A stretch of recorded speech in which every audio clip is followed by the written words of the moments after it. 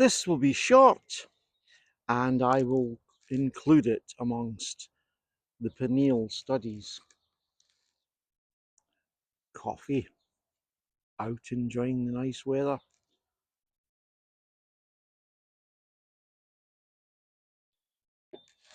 A long time ago, when I was at university, there was another student who would say, "Ye are gods, ye are gods." He was quoting the Bible, and I was not so familiar with that passage.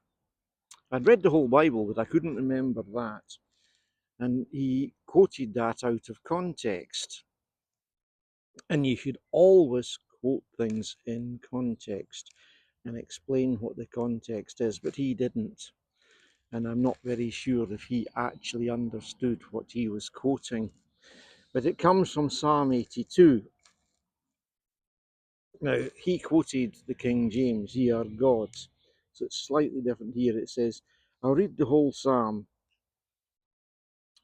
This is a psalm of Asaph.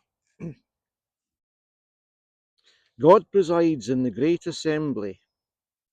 He gives judgment among the gods. How long will you defend the unjust and show partiality to the wicked? Defend the cause of the weak and fatherless. Maintain the rights of the poor and oppressed. Rescue the weak and needy. Deliver them from the hand of the wicked. You know nothing, they understand nothing. So they know nothing, they understand nothing. They walk about in darkness. At the fountains of the earth they shall be shaken. I said, you are gods. You are all sons of the Most High. But you will die like mere men. You will fall like every other ruler. Rise up, O God, judge the earth, for all the nations are your inheritance. We are not gods.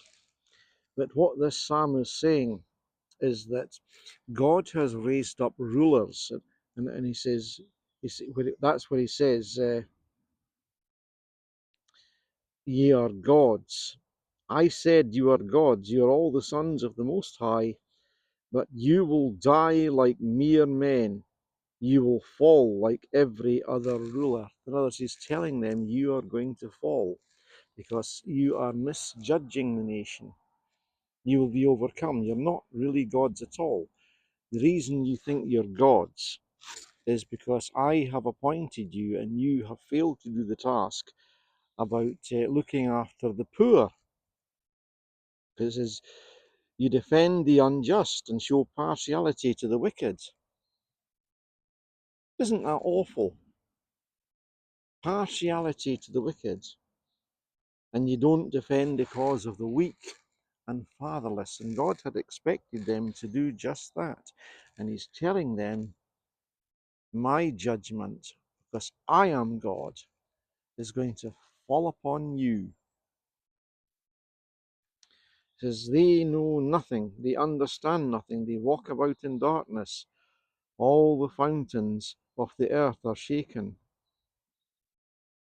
Rise up, O God, judge the earth, for all the nations are your inheritance. So the one and only God will rise up, and all the nations are his inheritance.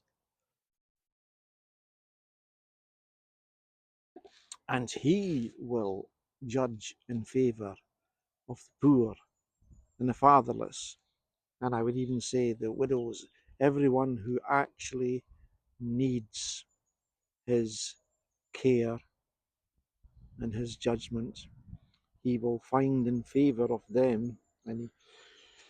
And those who he had appointed to look after them, if they don't do it properly, if they are corrupt and show partiality to the wicked, God judges them and warns them that my judgment, my anger is going to fall upon you. And that's what He's saying, when he says, you are gods. You were appointed by me. You're not gods. I mean, I can assure you that just like when God in Genesis spoke and things came into existence, I can speak as much as I like and nothing will come into existence. I have to, if I'm being creative, I have to start with something that's already created. But God is all powerful and all knowing. And in this case, he is expressing his anger. Ye are gods, but you're not.